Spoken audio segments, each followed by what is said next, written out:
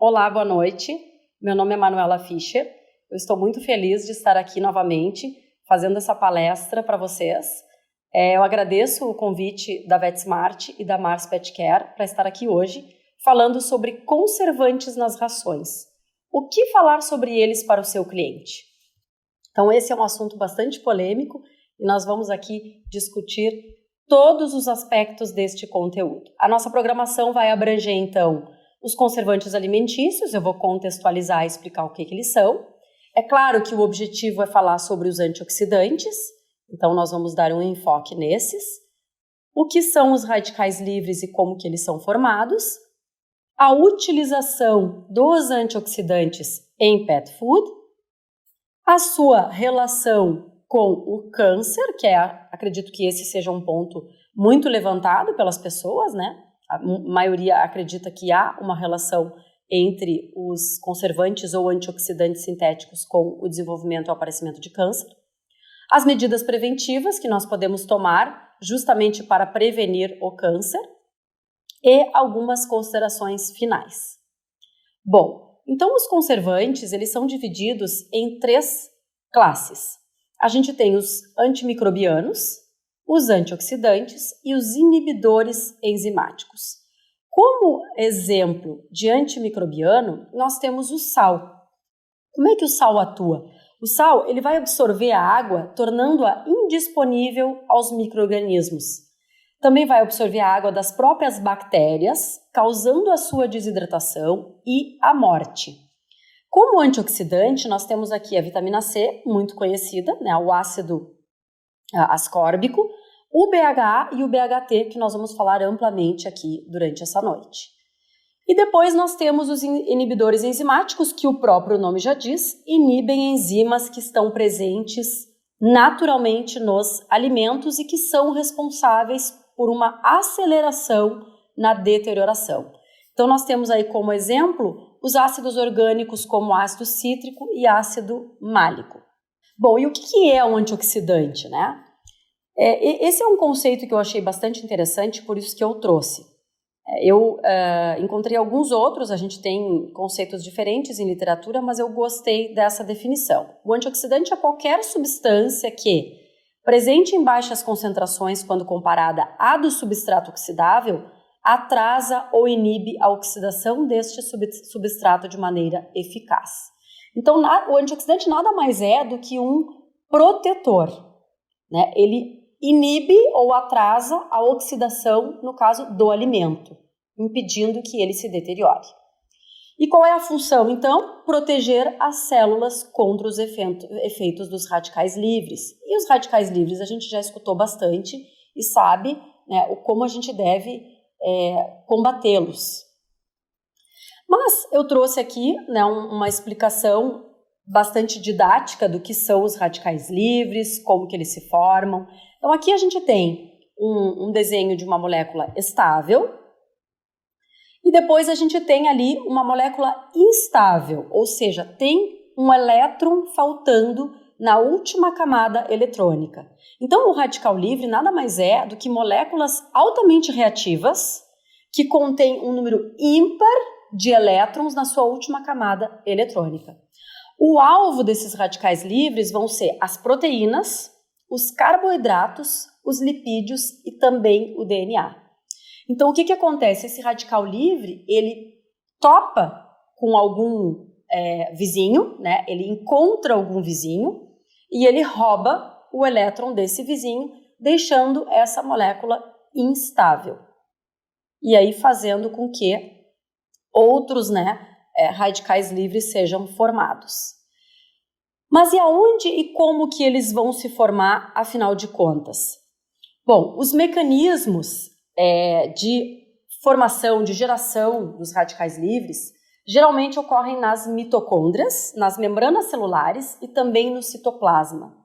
Mas a mitocôndria, por meio da cadeia de transporte de elétrons, é a principal fonte geradora de radicais livres. O que vai acontecer então? Em torno de 95% das vezes, ou seja, na grande maioria das vezes, o que vai acontecer é que o oxigênio ele vai sofrer uma redução tetravalente com a aceitação de 4 elétrons, resultando na formação de água. E até aí está tudo bem. A enzima que catalisa essa reação é a citocromo oxidase. É a ação dessa enzima que vai controlar a geração de todos os radicais livres, impedindo, claro, a geração excessiva lá na mitocôndria. Porém, em torno de 2 até 5% das vezes, o oxigênio metabolizado nas mitocôndrias, eles vão ser desviados para outra via metabólica e vão ser reduzidos de forma univalente, dando origem, então, a diversos tipos de radicais livres. Então, essas aí são alguns exemplos, né? O radical superóxido e o radical hidroxila. O peróxido de hidrogênio também é formado, embora ele não seja considerado um radical livre verdadeiro, né? Depois eu vou falar um pouquinho mais sobre ele. Então, esses radicais livres aqui são formados de forma endógena, né? Em torno de 2 a 5% das vezes lá na respiração celular. Quais são as fontes exógenas, né, de radicais livres? Porque as endógenas nós não temos como controlar. Aqueles radicais livres que estão sendo produzidos na cadeia de transporte de elétrons, a gente não tem como manipular, como controlar. Agora, as fontes exógenas, sim. Então, radioatividade, radiação ultravioleta, estresse, poluição, doença, o cigarro, a fumaça do cigarro, má nutrição, então aqui entra a dieta, né? E outros tipos de poluentes vão fazer com que haja um aumento dos radicais livres, e esse excesso de radicais livres já está bem definido na literatura, que pode promover, né, o câncer, Alzheimer, envelhecimento precoce, prejuízo imunológico, doenças cardiovasculares e danos ao sistema neurológico. Então vejam quantos problemas nós temos aí decorrentes de um estresse oxidativo. E o que é o estresse oxidativo? É quando nós temos uma quantidade maior de radicais livres sendo produzidos em relação aos antioxidantes. Seja esses antioxidantes endógenos, porque nós temos os produzidos pelo próprio corpo, sejam esses antioxidantes aqueles que nós consumimos. E como é que a gente vai combater esses radicais livres? A gente combate especialmente prevenindo, né, não fazendo uso daquelas substâncias que nós já vimos que são promotoras, né, de produção de radicais livres, e também utilizando os antioxidantes nas dietas. Então vejam a importância, né, que tem o antioxidante nas dietas humanas, nas dietas para animais, como prevenção de radical livre. Então, se nós temos uma quantidade de antioxidante substancial, nós vamos conseguir doar esses elétrons para os radicais livres e conseguimos estabilizá-los. E aí, o que a gente tem aqui, né? Essa tabela mostra que nós temos antioxidantes próprios do organismo, do sistema enzimático, e também exógenos, do sistema não enzimático. E aí, aqui à esquerda, a gente vê as espécies reativas de oxigênio. Então, nós temos o superóxido, o peróxido de hidrogênio, né, que é a água oxigenada, que eu comentei que não é considerado um radical livre, verdadeiro, mas como ele é capaz de atravessar a membrana nuclear e induzir danos ao DNA através de reações enzimáticas, ele também deve ser, né, inibido, ou sua produção deve ser impedida. Nós também temos o peróxido lipídico, o radical hidroxila, o oxigênio singlet. Então, cada um desses radicais livres vão ser combatidos, digamos assim, por enzimas ou por antioxidantes de forma exógena. Então vejam que nós temos a superóxido dismutase, a catalase, a glutationa peroxidase, que vai atuar em alguns radicais livres. Já nós temos outros radicais livres que não têm nenhum sistema enzimático que atue contra ele, mas nós temos aqui nutrientes, né, como beta-caroteno, como vitamina C e outras substâncias que podem ser utilizadas como antioxidante no combate a essas substâncias. Nós também temos aqui vitamina, zinco, cobre, manganês, vitamina E e selênio, que aí vão atuar especificamente em um ou mais tipos de espécies reativas de oxigênio. Bom, e o que vai acontecer se nós tivermos uma oxidação dos alimentos? Acontece que o alimento ele fica exposto, ele oxida, e esse estresse oxidativo leva à deterioração do alimento. Então, eu mesma fiz um teste, né? Eu cortei uma maçã, deixei ambas as partes expostas ao ar, só que a metade da direita eu pinguei gotinhas de limão e a metade da esquerda eu não apliquei nada. E aí aqui a gente observa que depois de 40 minutos aproximadamente, menos de uma hora, vejam como ficou, né, a parte da maçã da esquerda sem o antioxidante, sem a vitamina C do limão. E vejam que essa tá praticamente perfeita, é como se eu tivesse acabado de cortar.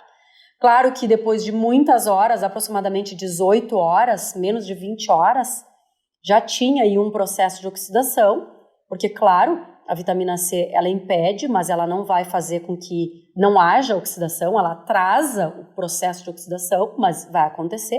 Mas o lado sem a vitamina C, sem o antioxidante, ficou aí, né, com uma aceleração no processo aí de deterioração.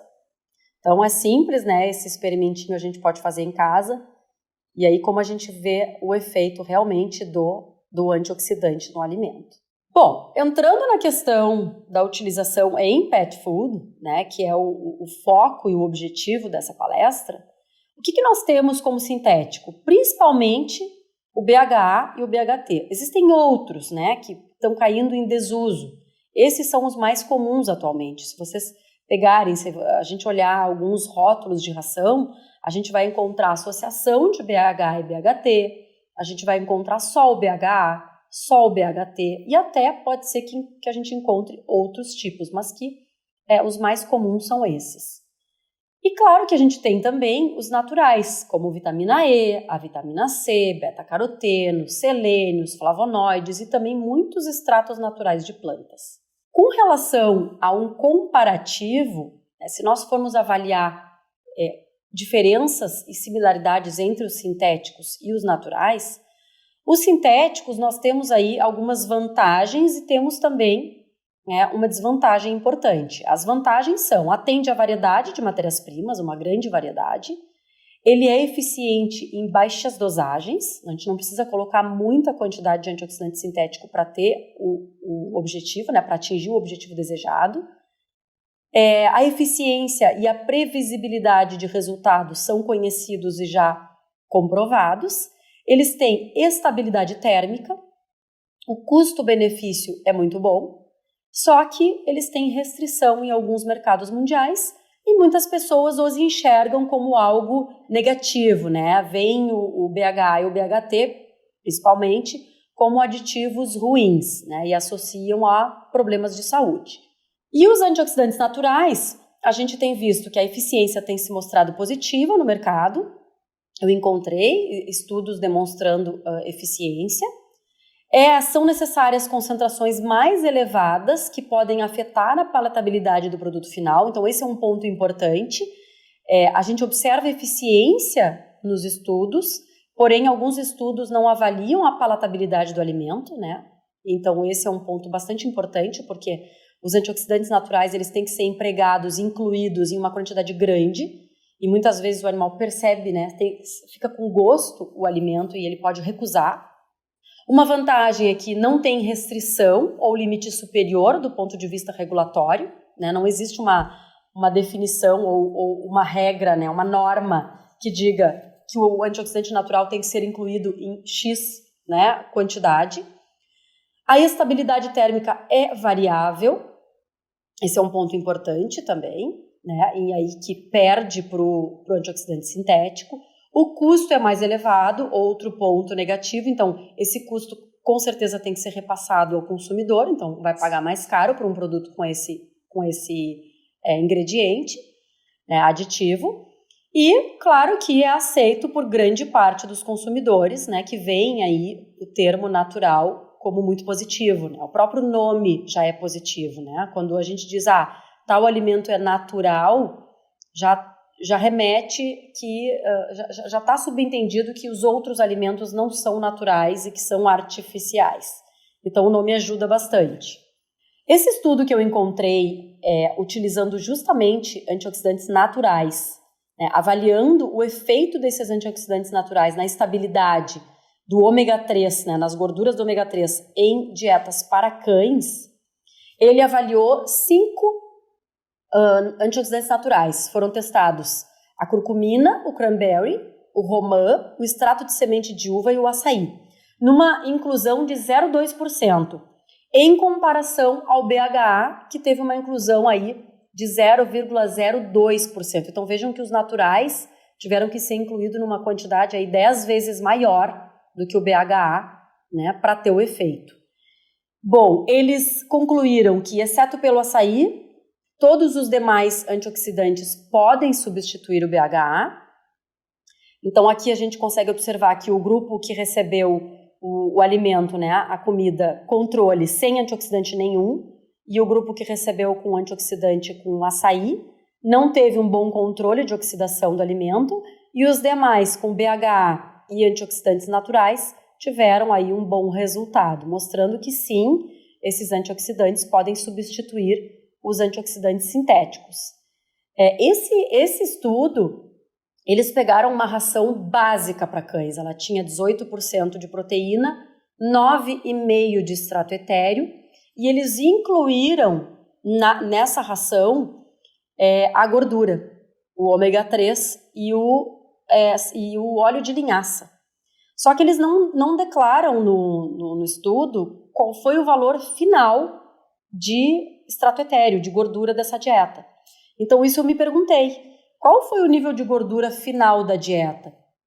Porque é importante, dietas com baixa gordura, elas precisam de menos antioxidante.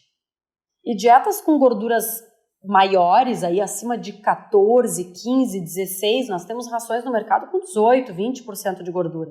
Precisam de uma quantidade de antioxidante maior.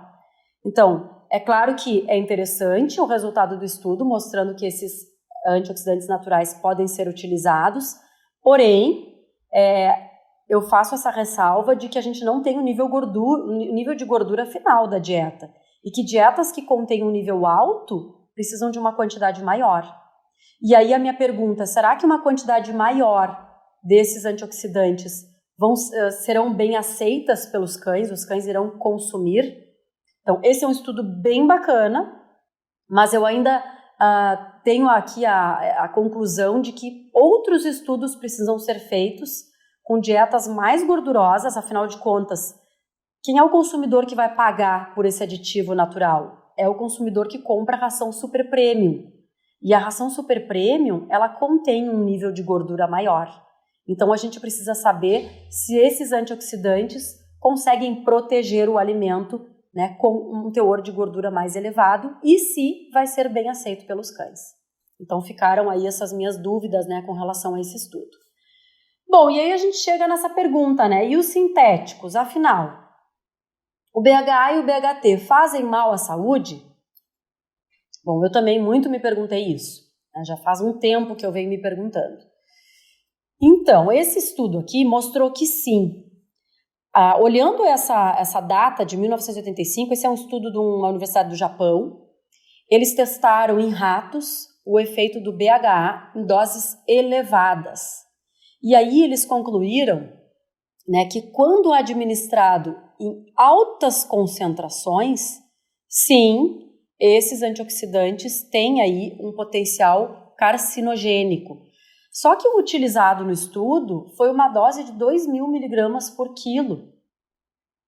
Não é uma dose que a gente pratica, que é praticado na indústria, e mesmo que a gente consome, nós seres humanos, nós não consumimos doses altas assim. Os alimentos precisam de pouca inclusão de antioxidante sintético para que a gente consiga o efeito desejado. Aqui no Brasil, a legislação do Ministério da Agricultura, ela tem a Instrução Normativa número 110, de 2020, em que determina um máximo de 150 miligramas por quilo na dieta total de BH e BHT. E por que esse limite máximo? Porque desde que o BHA e o BHT vêm sendo utilizados como antioxidantes nos alimentos humanos e para animais, e isso já faz desde 1947, 1950, então já faz décadas que esses antioxidantes vêm sendo utilizados, foi levantada a possibilidade de que eles poderiam ser cancerígenos. E aí vários estudos vieram a partir daí. Então, o que se mostra, o que a gente sabe hoje a partir da literatura disponível? Que doses de inclusões de até 150 miligramas por quilo desses antioxidantes não fazem mal, não prejudicam os animais. E aí, claro que eu vou trazer aqui para vocês, né, uma série de artigos que comprovam essa minha fala. Então, esse artigo aqui é do mesmo grupo que eu acabei de mostrar, da Universidade do Japão, são os mesmos autores aqui, e que utilizaram o BHT e concluíram que nesse experimento, né, o BHE não apresentou efeito carcinogênico para ratos. Lembrando que as doses são sempre muito altas nesses experimentos, justamente a ideia é utilizar doses elevadas e ver o efeito, né? E aí depois foram reduzindo as doses para se chegar à conclusão de que realmente esses antioxidantes são seguros. Esse outro estudo do mesmo grupo da Universidade do Japão fez um experimento com camundongos e também concluiu que não tem evidência de que o BHT tem efeito carcinogênico em camundongos. Esse outro estudo aqui, eles avaliaram, foi avaliada então a injúria hepatorrenal e a genotoxicidade de 5 aditivos alimentícios, né, para ratos. Lembrando aqui, eu faço uma chamada de que a dose administrada foi 10 vezes a dose aceitável, né, de consumo diário. Então, uma dose realmente bastante elevada para esses animais, para ratos. Foi avaliado o BHA, o ácido benzoico, o sorbato de potássio, clorofila e tartrazina. E observou-se o quê? Que houve um aumento das enzimas ALT, AST, fosfatase alcalina, também creatinina aumentou e um dano ao DNA hepático e renal em diferentes níveis em todos os tratamentos, exceto no grupo que recebeu o BHA. Então, esse estudo conclui que a maior parte dos aditivos alimentícios amplamente utilizados, claro que nessa dose alta, podem ter um efeito aí de dano, de injúria, porém o BHA, mesmo em doses aí de 10 vezes acima, não teve esse prejuízo, né, esse malefício aos ratos do estudo. Depois a gente tem um outro estudo também que avaliou conservantes em alimentos e eles concluíram, né, o presente estudo demonstrou que a suplementação de BHA e BHT, esse estudo avaliou os dois, melhorou com sucesso as alterações degenerativas devido à toxicidade hepática induzida por tetracloreto de carbono. Conclui-se, então, que a ingestão alimentar desses antioxidantes pode ser benéfica para pacientes com disfunção hepática. Então, olha só, não só os estudos mais recentes estão verificando, estão concluindo que a suplementação com BHA e BHT não é carcinogênica e não é tóxica, como também podem ter efeito protetor. Esse estudo mostrou o efeito hepatoprotetor desses dois antioxidantes. E são estudos mais recentes, né? Então, aqueles estudos que foram feitos lá há décadas atrás, alguns anos atrás, que ainda se utilizavam altas doses, realmente demonstravam em alguns estudos alguns pontos aí de alerta. Mas muitas outras pesquisas foram feitas ao longo de todos esses anos e em todos os cantos do mundo, e o que a gente tem visto aí nos estudos mais atuais é que esses antioxidantes são seguros, especialmente em doses adequadas. Esse outro estudo aqui avaliou também o BHA e o BHT, e lá nas conclusões eles colocam assim: o BHA e o BHT têm sido amplamente estudados quanto ao potencial tóxico, e esta revisão detalha estudos experimentais de genotoxicidade e carcinogenicidade que influenciam a avaliação do risco de câncer na exposição a humanos. Concluímos que o BH e o BHT não apresentam risco de câncer e, ao contrário, podem ser anticarcinogênicos nos níveis atuais dos aditivos alimentares. Então vejam, né? Que interessante isso. A gente achava aí há um tempo que esses aditivos eram cancerígenos e a gente não tinha graus e nem ideia do quanto poderia ser cancerígeno. E agora a gente tem estudos aí demonstrando que tem um benefício utilizar o BHA e o BHT.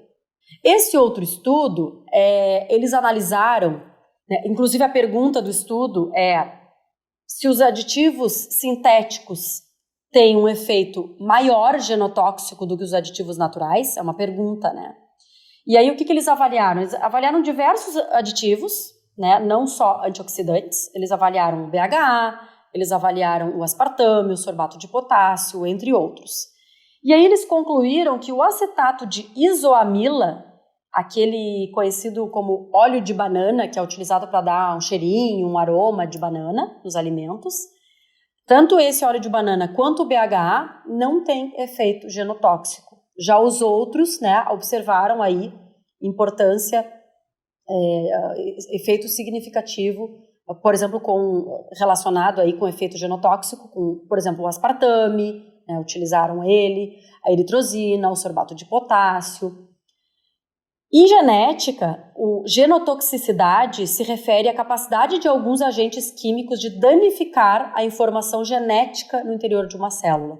Então, esse é um efeito que a gente não quer. Muitos estudos vêm avaliando o efeito genotóxico desses antioxidantes. E, nas doses em que estão sendo utilizados, não estão encontrando nenhuma relação. Isso é bastante importante de ser dito. Esse outro estudo aqui avaliou também o BHA e o BHT e concluíram que nenhuma associação significativa com o risco de câncer de estômago foi encontrada com a ingestão usual de baixos níveis de BHA e BHT. Esse aqui foi um estudo com humanos, né, homens e mulheres.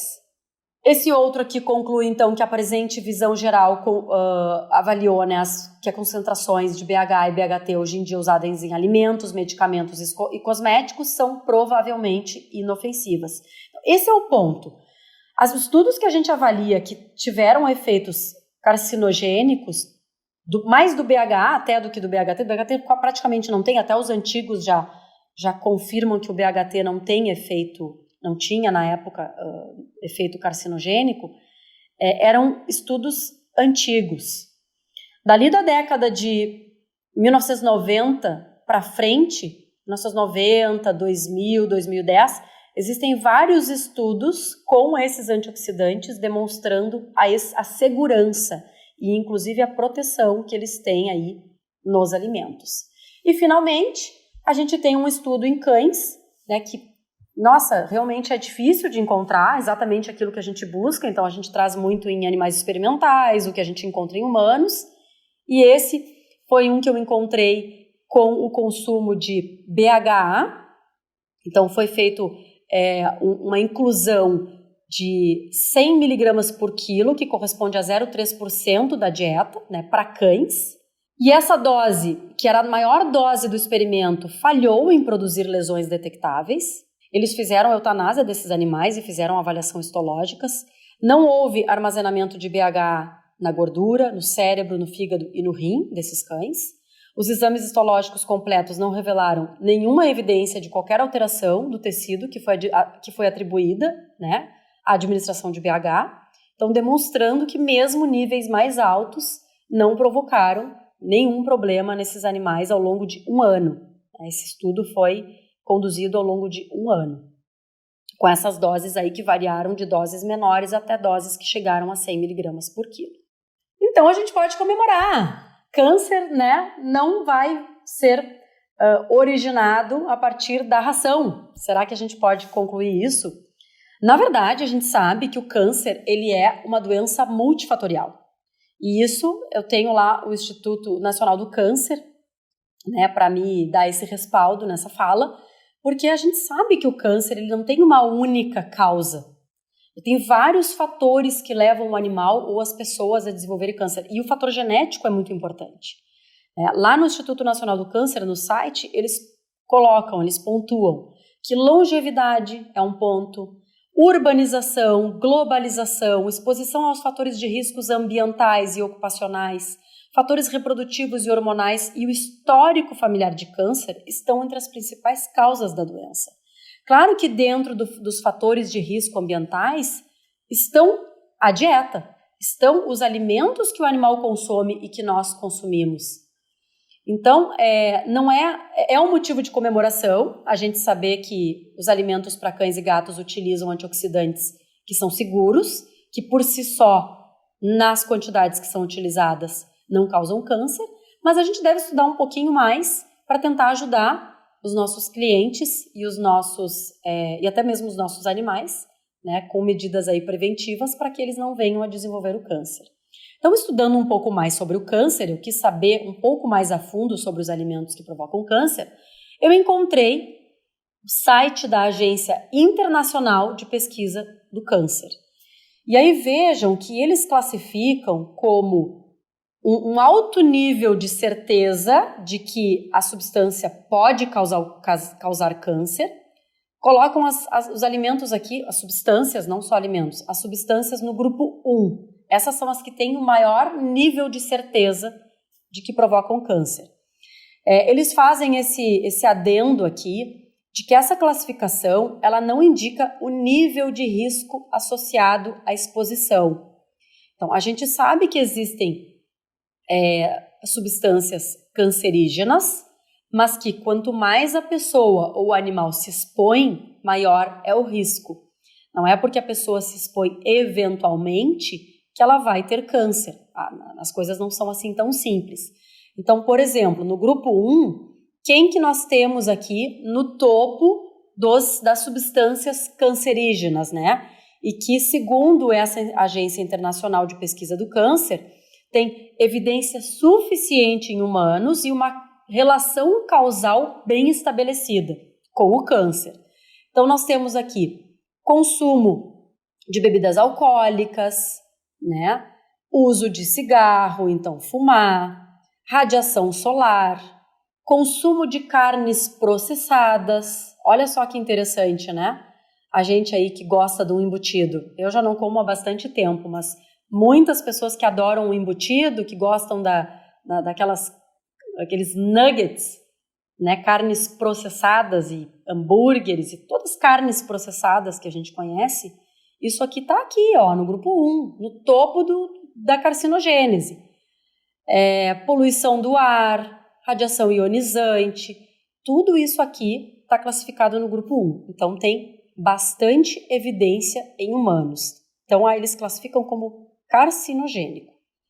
O grupo 2A é o provavelmente carcinogênico para humanos. Tem evidências limitadas em estudos para humanos, mas tem suficientes evidências em animais experimentais. Quem está aqui? Olha só, a batatinha frita lá do fast food. Então, emissões de gases de frituras em alta temperatura, com aquela batatinha.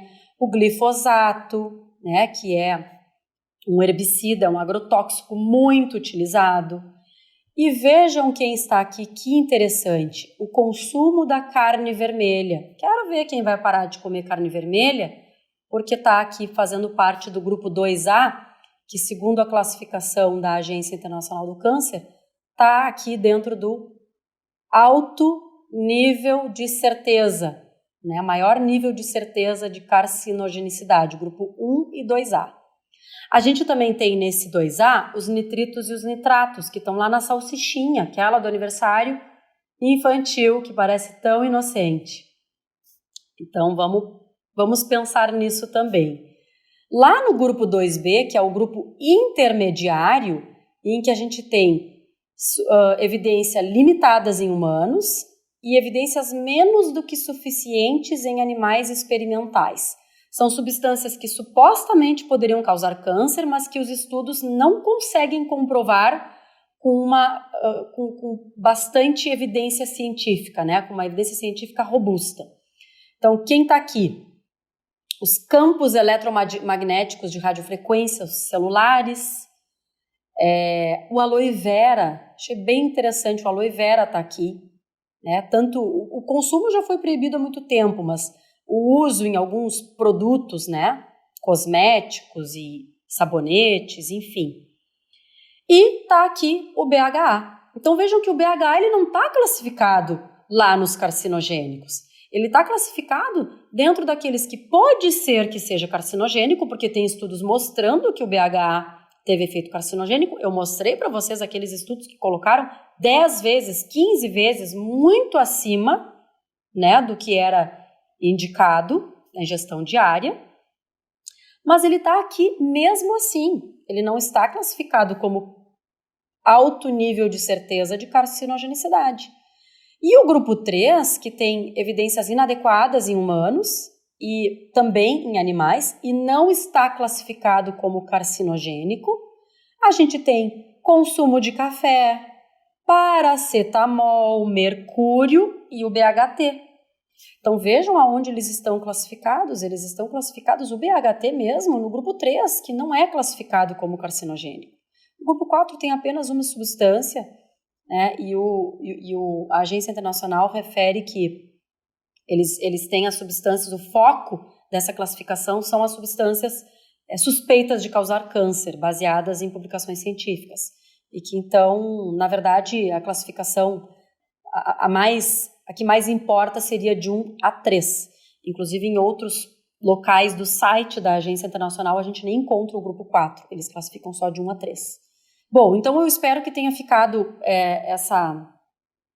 essa visão geral bem clara, né, de que carcinogênicos, sim, são os nitritos, os nitratos, consumo de carne vermelha em excesso. Lógico que em excesso, ninguém precisa parar de comer carne vermelha, mas já tem muitos estudos demonstrando que o consumo de carne vermelha em excesso está relacionado a câncer de cólon e reto, em mulheres câncer de mama.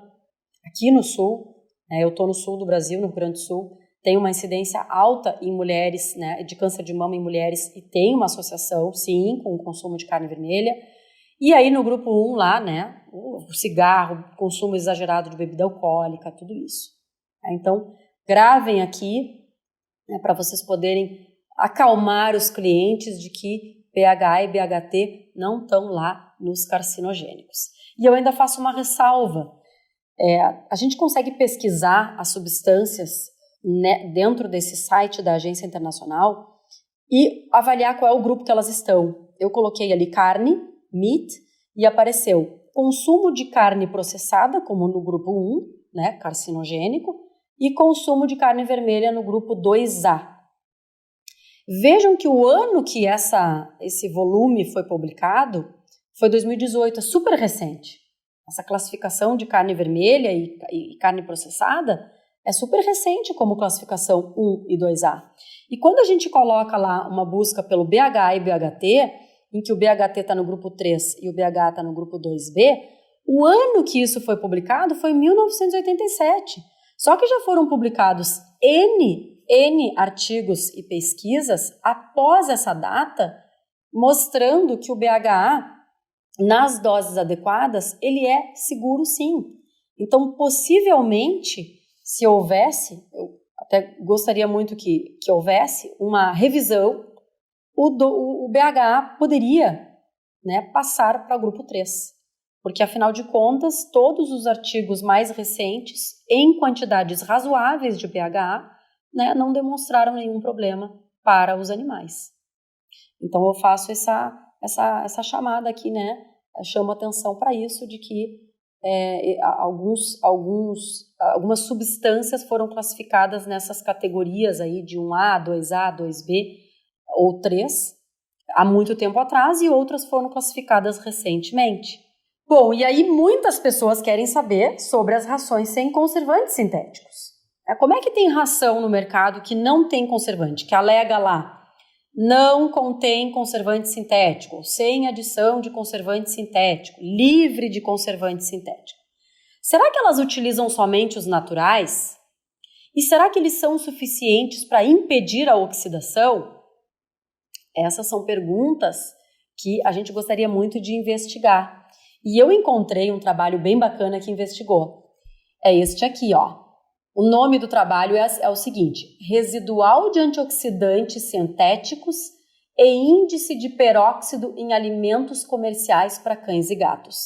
É um trabalho de TCC, é um trabalho de conclusão de curso, né, que foi aí defendido em 2019, é bem recente. Qual foi a metodologia? Essa aluna, ela pegou 83 marcas de alimento completo para cães e gatos, então rações comerciais, sendo 61 para cães e 22 para gatos, de 27 fabricantes diferentes. 21 deles eram econômico, 31 eram premium e 18 eram super premium. Além desses todos, 13 eram natural. Claro que natural ela considerou aqueles que colocavam no rótulo o claim, o apelo natural, ou quando dizia que não continha antioxidante sintético ou que continha antioxidantes naturais, alternativos. Todos eles foram adquiridos e abertos com tempo inferior a 6 meses de fabricação. Então eram produtos novos, né? Não foi feito assim, de uma marca foi comprado um alimento que já estava quase vencendo, da outra marca um alimento bem novinho. Não, eles tiveram esse cuidado de pegar alimentos com tempo inferior a 6 meses de fabricação, então bem novos. O que foi feito de análise nesse estudo? O extrato etéreo, que é a gordura do alimento, extremamente importante para a gente poder, né, comparar aí com o índice de peróxido. O que é o índice de peróxido? O índice de peróxido é um medidor, é um indicador da oxidação lipídica do alimento. Então, quanto mais alto for o índice de peróxido, mais esse produto oxidou. E então a gente não quer, a gente quer o índice de peróxido o mais baixo possível. O ideal é que seja abaixo de 10 miliequivalentes por quilo. Aí é considerado um alimento fresco e apto para consumo. E também foi avaliado o residual de antioxidantes sintéticos. Foi avaliado o BHA, o BHT, o TBHQ e também o etox, que é o etoxiquim. O TBHQ é o terc-butil-hidroquinona. E o etoxiquim é um antioxidante que cada vez mais está em desuso, praticamente não se usa, porque esse sim tem aí mais evidências de que tem um potencial carcinogênico, então as empresas aboliram, a maioria aboliu o uso desse antioxidante. E aí eu trago os resultados do estudo e vou chamar a atenção de alguns pontos, então foquem aonde eu vou mostrar. A gente tem os alimentos econômico, premium, super premium e natural. E aí, de novo, o natural são rações secas, tá? Não é nenhum alimento caseiro. Todos eles são alimentos industrializados secos para cães e gatos. Aqui a gente tem os níveis de extrato etéreo, que é a gordura na dieta. Como esperado, o alimento econômico tem menos gordura em média. O alimento premium tem um pouquinho mais e o alimento super premium e natural, mais gordura ainda. Lembrando que o natural, geralmente, é da categoria super premium, tá? Porque o natural, ele tem esse apelo de ser um alimento com aditivos diferenciados, de ter antioxidantes naturais, que são mais caros. Então, eles geralmente fazem parte de um alimento ou premium especial ou um alimento super premium. Aqui não foi avaliado premium especial, foi avaliado premium e super premium. E aí, não vamos olhar as colunas de cada um dos antioxidantes, vamos olhar a coluna direto do total do residual de antioxidantes. Bom, claro que o alimento econômico tinha menos gordura, é de se esperar que tenha menos antioxidante, e numericamente é o que a gente observa. Embora não tenha diferença significativa para o grupo do alimento premium. E o alimento premium tinha um pouco mais de gordura, era diferente significativamente.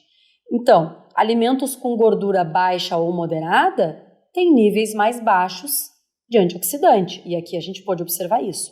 E vejam que o índice de peróxido foi baixo, foi 3, foi 2,65. Eu comentei que o ideal é menos de 10, né? Quanto mais baixo, melhor, porque o índice de peróxido demonstra aí que se teve muito peróxido é porque o alimento oxidou. E o alimento super premium e natural, vejam que não teve diferença significativa, deu aqui A e A, entre o total residual de antioxidante.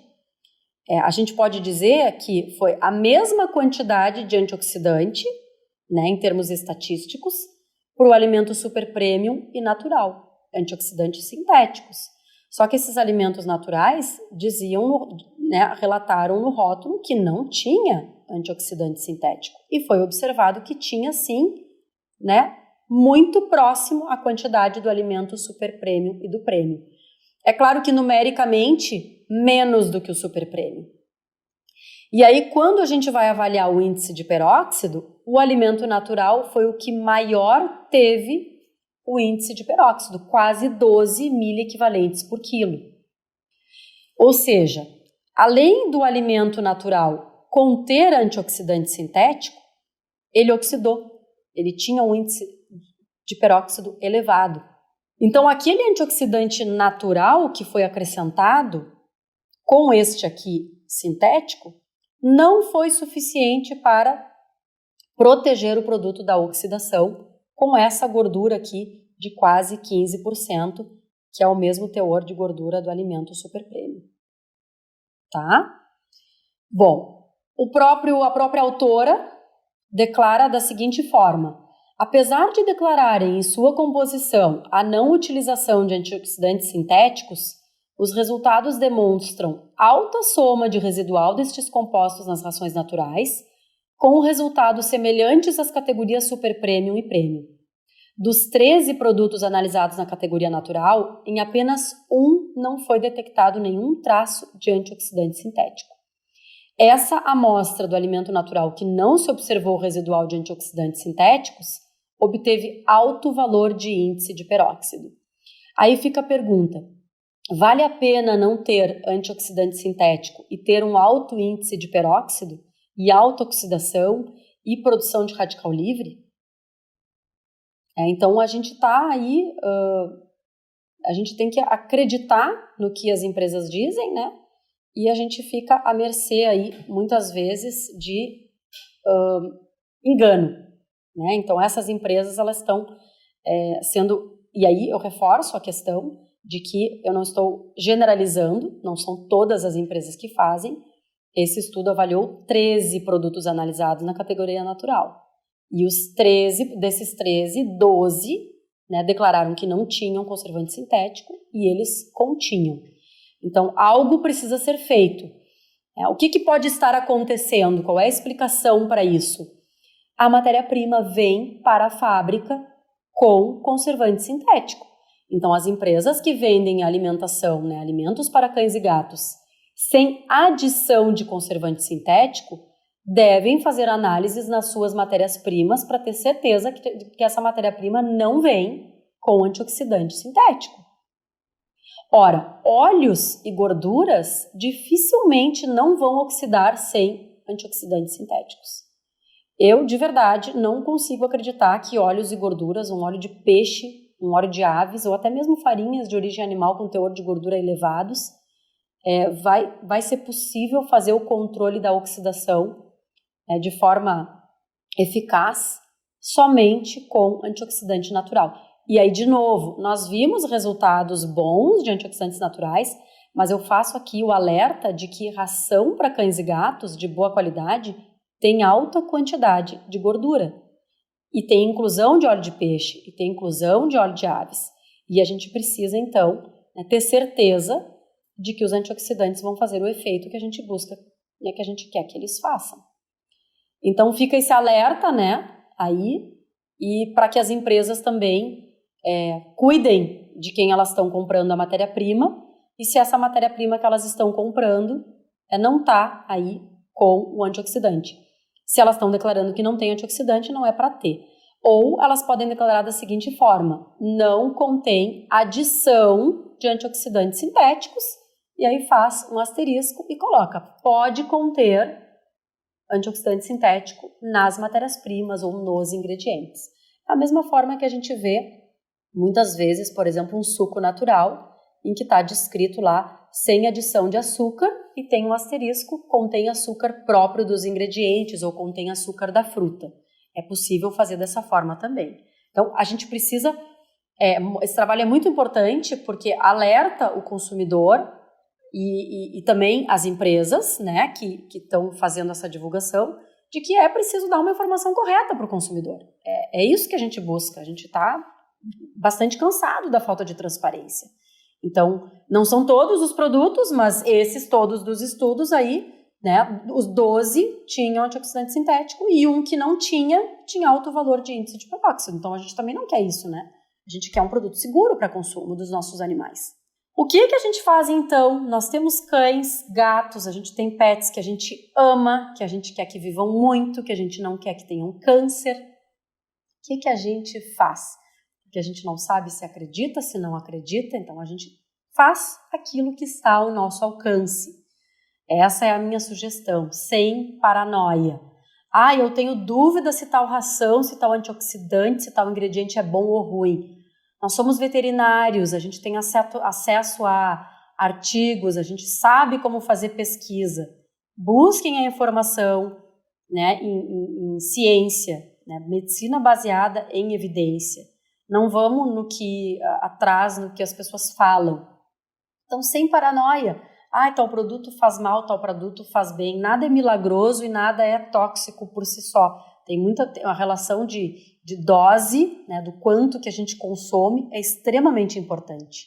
Até mesmo o excesso de água pode fazer mal. E aí, como medidas preventivas, e aqui eu falo especificamente do câncer, já que a gente falou bastante do câncer, né? Compre bem ou adote. Fale para o seu cliente, quando ele for comprar um animal, para pesquisar o canil, se é um canil sério, se é um canil que faz controle, né, de consanguinidade, sabe como fazer os cruzamentos, tem registro, tem pedigree. Isso não quer dizer nada. Né? Ou então, adote. A gente sabe que os mestiços, os sem raça definida, os vira-latinhas, eles têm uma genética favorável. Né? Eles não são consanguíneos como as raças. Então, isso pode ser algo bem favorável também. E a gente pode aí ter animais menos doentes. Muitas pessoas buscam aí a resposta do por que os cães têm tanto câncer hoje em dia. Será que não é por conta das raças, né, dos cruzamentos consanguíneos, de cada vez querer animais menores e menores dentro da própria raça, esse monte de canil que fazem aí clandestinos, exposição à poluição. Os animais vivem com a gente hoje em dia, estão expostos à poluição do ar. A pessoa fuma, né? Então tá aqui também como medida preventiva não fumar perto do pet. A pessoa fuma e tá do lado do animal, a gente sabe que isso é sim cancerígeno, tá lá no topo, no grupo 1 da Agência Internacional do Câncer. Forneça um alimento de alta qualidade. Se tem uma coisa que a gente não pode economizar, é na alimentação do animal, do início ao fim da vida. A gente previne uma série de problemas com uma boa alimentação. Então, não fuma perto do pet, de preferência não fume, né? Agora que assistiu a palestra, viu que está lá no topo, mantenha o animal magro, extremamente importante manter o animal magro. A obesidade ou o sobrepeso está relacionado com N doenças, todo mundo sabe disso, parece até chover no molhado, mas é importante relembrar que isso também previne o câncer. Exercite o animal, faz bem para o corpo, faz bem para a alma, faz bem para a mente. O animal se exercita, não se estressa. A gente viu que o estresse também é um fator que leva à formação de radicais livres e estresse oxidativo. E, por fim, a restrição energética. Como assim a restrição energética? Vou matar o meu animal de fome? Não. A restrição energética ela vem sendo estudada há mais de 50 anos em diversas espécies animais. E já está mais do que comprovado que ela é extremamente benéfica para qualquer animal, inclusive nós, seres humanos. Restrição energética significa consumir aquilo que a gente precisa para manter o nosso corpo em funcionamento. Né? Existe uma expressão na literatura que se fala muito, que é, em inglês, undernutrition without malnutrition. Então, não é uma desnutrição, é uma restrição calórica sem desnutrição. esse é o preconizado para que a gente tenha aí uma vida mais longeva, uma vida mais saudável, com menos geração de radicais livres e a gente aí, então, viver melhor. Esse estudo aqui é um estudo que avaliou uma restrição calórica a longo prazo, né? E eles concluem que a restrição calórica sem desnutrição, então esse ponto que eu levantei agora, é a única intervenção que tem demonstrado aumentar consistentemente a expectativa de vida em roedores de laboratório. Além do aumento na expectativa de vida, a restrição calórica também retarda o aparecimento de diabetes, hipertensão e muitos tipos de câncer, bem como outras condições fisiológicas e patológicas relacionadas à idade. Isso mostra que a restrição calórica não apenas aumenta a longevidade, mas também retarda a taxa de envelhecimento biológico, ou os mecanismos responsáveis pelas ações da restrição calórica, entretanto, ainda são desconhecidos. E como que a gente tem visto, né, que os nossos pacientes estão sendo alimentados? Eu, como nutróloga, tenho, com certeza, mais de 80% dos pacientes acima do peso. Especialmente algumas raças são 99% acima do peso. Se não são obesas, têm sobrepeso. E aí as pessoas estão preocupadas com o aditivo que vai na ração, estão preocupadas com se o alimento é ração ou se é alimento natural, e elas não estão preocupadas se o animal está comendo demais. E aqui eu tenho um ponto que traz que justamente até então é a única intervenção que tem demonstrado aumentar consistentemente a expectativa de vida, é a restrição calórica, é fornecer para o animal aquilo que ele necessita por dia e nada mais. E as pessoas dão comida, elas dão petisco, elas misturam água na ração, tudo que elas comem elas estão dividindo. E o que está acontecendo? Animais obesos, animais com mais incidências de patologias, e aí precisa achar um culpado.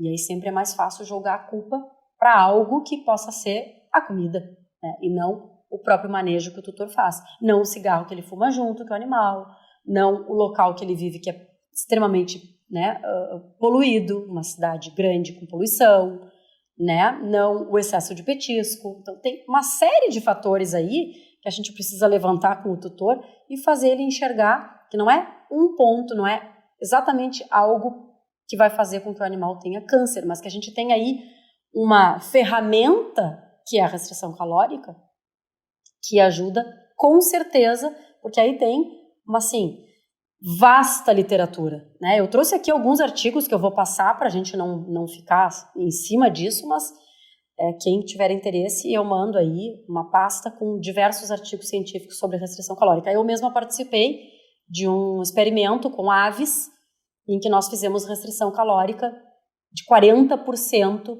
para frangos de corte, e fizemos uma injeção de um inóculo, né? E medimos aí a resposta imunológica de anticorpos, né, imunoglobulinas. E aqueles animais que tiveram restrição alimentar produziram mais anticorpos, tiveram uma resposta imunológica maior do que aqueles animais que comeram à vontade. Existem protocolos vacinais também, né, que indicam que se faça jejum prévio à vacinação, justamente para melhorar a imunidade. Então, restrição calórica, né, tem aí diversos estudos mostrando as vantagens. Esse aqui é um estudo que avaliou o papel da restrição calórica, da dieta cetogênica e do jejum intermitente durante o início, a progressão e a metástase em câncer de animais experimentais. Uma revisão sistemática e uma meta-análise. O que eles concluíram, né, após revisão de diversos estudos e uma meta-análise? Que a restrição calórica e a dieta cetogênica são eficazes contra o câncer em experimentos com animais, mas o papel do jejum intermitente é duvidoso e ainda precisa ser explorado.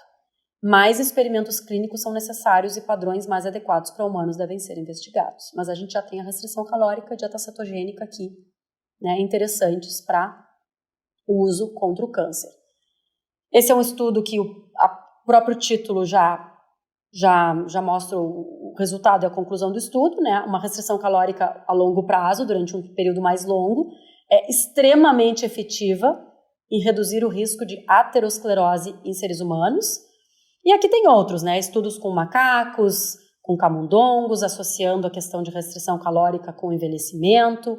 Aqui também a ação anti-envelhecimento da restrição calórica, com aspectos endócrinos e metabólicos. Aqui outro estudo também sobre o retardo do envelhecimento em camundongos através da restrição calórica e por aí vai. E aqui a gente chega no último estudo que eu quero mostrar, que é o que eu mais gosto, porque é um estudo que foi feito com cães, em que eles avaliaram o efeito da restrição calórica na expectativa de vida, né, dos cães. Foram avaliados 48 labradores e eles fizeram pares desses labradores. Um labrador consumia à vontade e o outro par consumia 25% menos comida. E esses animais eles foram avaliados desde os 2 meses de vida até a morte. Então é um estudo de muito longo prazo. Foi uma restrição calórica, energética, ao longo da vida desses animais. E o que eles observaram? Eles observaram que esses animais que tinham a restrição calórica envelheceram muito menos. Olha que interessante essas fotos, né? Um animal com 12 anos, ele tá ali com um pouquinho ali de branquinho no pelo, com um aspecto de 6 anos, 7 anos. Enquanto que o animal que comeu à vontade, que tinha alimentação à vontade, já tem um aspecto muito mais envelhecido. Um estresse oxidativo por excesso de comida, muito provavelmente. E esse estudo mostrou que a média do score corporal desses animais que comeram restrito era entre 4 e 5, ou seja, um score corporal adequado. E os animais que comeram alimento à vontade tinham um score entre 6 e 7, uma média, ou seja, eram animais com sobrepeso. Não eram animais obesos com score 8 e 9. Então, imagina como que seria se esses animais fossem obesos ao longo da vida, né? E esse estudo também mostrou que teve impacto na expectativa de vida. Esses animais que viveram, que consumiram alimentação à vontade, ad libitum, viveram aí aproximadamente quase 2 anos a menos do que esses animais que consumiram alimentação restrita em 25% ao longo da vida. O estudo ainda fala que os animais que comeram alimento à vontade tiveram mais problemas articulares, os animais que comeram alimento restrito não tiveram, como, por exemplo, displasias coxofemorais. Então, a qualidade de vida dos animais com restrição calórica é muito alta, né? É melhor. Então, esse é um ponto importante da gente levantar com os clientes. Bom, e aí, como consideração final, né, dessa palestra, chegando aqui ao fim, infelizmente, é um assunto que eu gosto tanto. Os antioxidantes sintéticos, eles ainda são necessários em pet food e seus benefícios superam os supostos e não comprovados malefícios. E aí eu faço de novo, né, a ressalva, na quantidade utilizada atualmente. Tá? Os comprovados malefícios eram antigamente quando se utilizavam altas doses. Então, ainda é necessário utilizar uma quantidade de antioxidante sintético dentro daquilo que é preconizado, o mapa indica que até 150 mg por quilo, para que a gente não tenha um índice de peróxido muito alto, para que a gente não tenha um produto oxidado e que os nossos animais vão consumir um alimento de extrema qualidade. Novos estudos com antioxidantes naturais são necessários a fim de se avaliar não só a sua eficácia em dietas com alta gordura, mas também a aceitação pelos animais. A gente tem que levar em consideração isso. As dietas para cães e gatos de alta qualidade, na sua maioria, contêm alta gordura. Inclusive, não é algo que eu concorde. Eu gostaria que as rações tivessem menos gordura, né? Porque meus pacientes são rechonchudos. Então, claro que a gente sabe que a gordura é um palatabilizante importante e muitos deles, com apetite caprichoso, precisa ter um certo nível de gordura, mas eu ainda acho que a energia metabolizável das rações atuais estão muito elevadas e a gente pode aí trabalhar isso com a indústria e levar essas nossas sugestões como veterinários para que sejam feitas talvez essas modificações. Antioxidantes naturais sim são bons, vão ser bem-vindos, mas desde que eles possam ser incluídos em quantidades bem aceitas, que sejam aceitas pelos animais e que cumpram o papel de proteger o alimento. Enquanto a gente não tem estudos comprovando que esses antioxidantes naturais são eficazes nessas dietas, a gente precisa sim dos antioxidantes sintéticos e a gente pode ficar tranquilos, né, com o seu uso, porque tudo indica que eles são seguros. E aí eu vou contar rapidamente que esse aqui é o Luke, era o meu cachorrinho que viveu 16 anos, e sim, ele viveu 16 anos comendo ração. Nos últimos anos que eu já comecei a estudar, né, nutrição, eu comecei a fazer o mix feeding, e no final da vidinha dele ali, quando ele teve um câncer, um linfoma, eu fazia uma comidinha natural, caseira. Então sim, eu também prescrevo alimentação natural, gosto em alguns casos, né? Mas ele comeu ração a vida inteira e eu não tenho motivo nenhum para achar que ração dá câncer, mesmo ele tendo tido câncer aí e ter morrido aos 16 anos. Acho que viveu bastante, né? E câncer é uma doença de velho. E hoje eu tenho o Bigode, que é um vira-latinha. Então aí já tem uma genética mais favorável, talvez, ele é mestiço. Ele tem um York aí na árvore genealógica, porque eu tenho aí uma queda por York. Então, o Bigode, ele é uma cruza, né, um vira-latinha. E ele sim, também come ração, come alimento industrializado, come mix feeding, né, que eu faço. E se precisar comer um dia alimentação natural, com certeza eu vou fazer com o maior prazer, né? E espero que daqui 15 anos, 16 anos, ele está com 2 para 3 anos, ele viva aí os seus 16, 17, 18, 20 anos, quem sabe, a gente possa conversar de novo sobre esse assunto e eu tenho aí ainda ele vivo para ser mais um, né, que come ração e que vive bastante, né? Tá bom? E a gente espero aí que a gente tenha desmistificado esse ponto dos antioxidantes aí, dessa questão aí tão pavorosa que é achar que tudo dá câncer. Tá bom? Muito obrigada pela atenção. Eu espero que tenham gostado. Eu fico à disposição para quem quiser os artigos. Eu fiz uma pastinha ali, antioxidantes, então eu tenho um compilado para mandar os trabalhos sobre antioxidantes. Minhas redes sociais, Instagram, Manuela Vetnutri, meu canal do YouTube, Manuela Vetnutri. Vocês podem me encontrar também através do meu site, fazer contato por ali. E quem quiser se inscrever no meu canal, eu tenho algumas palestras aí que eu já gravei, que estão disponíveis. E aí sempre que eu colocar uma nova palestra, né, as pessoas que estão inscritas vão receber notificação. Muito obrigada e uma boa noite. Agradeço aí de novo a VetSmart e a Mars por essa oportunidade para vir aqui falar sobre esse assunto aí tão polêmico. Obrigada.